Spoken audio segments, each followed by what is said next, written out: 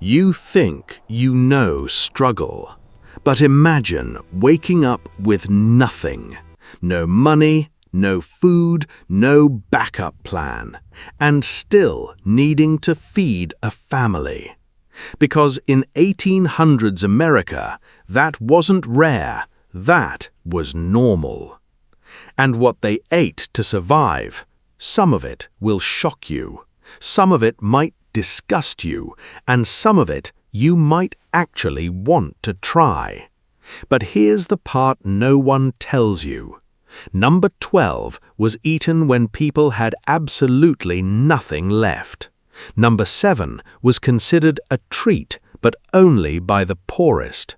And number 1 kept entire families alive for months.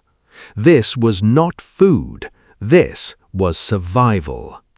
Let's begin. Back then, there were no grocery stores, no delivery apps, no safety nets. If you didn't grow it, find it, or stretch it, you didn't eat. And the meals people created, they weren't about taste. They were about staying alive one more day. Starting with number 20, ash cake. Yes, ash. People would mix cornmeal with water, maybe a little salt if they were lucky, then wrap it in leaves and bury it directly in hot ashes. No oven, no tools, just fire and patience. When it came out, it was rough, smoky, sometimes half burnt, but it filled the stomach. That was enough. Number 19, milk toast. Sounds harmless, but this was desperation disguised as comfort. Stale bread soaked in hot milk. That's it. No sugar for most people, no flavor. Just something soft, something warm, something that made hunger hurt a little less. This was not cooking. This was strategy. Number 18, salt pork and nothing else. Fatty, heavily salted meat eaten in tiny portions. Not because people wanted to, because they had to make it last. One small piece stretched across multiple meals, sometimes boiled into water just to create the illusion of soup. That was dinner. Number 17, corn dodger. Cheap, dense, filling, made from cornmeal, shaped by hand, cooked quickly. It didn't taste like much, but it stayed in your stomach, and that mattered more than anything. Number 16, dandelion greens. Yes, the same weeds you walk past today. Back then, that was dinner.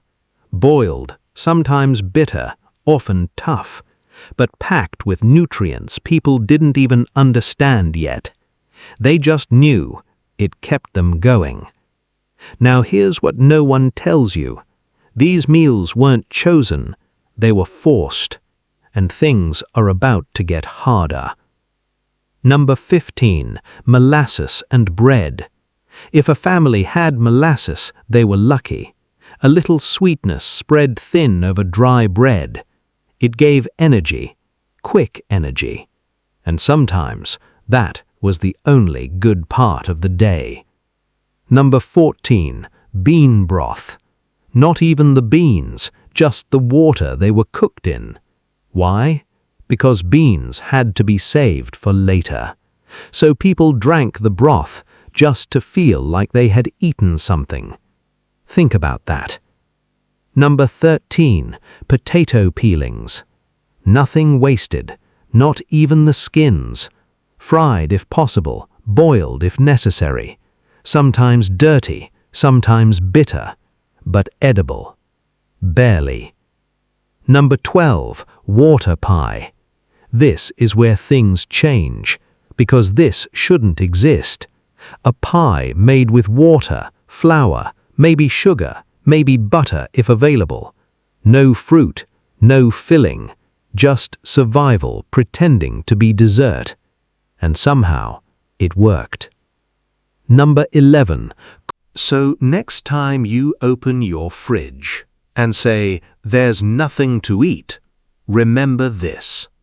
There was a time when people had almost nothing and still found a way. This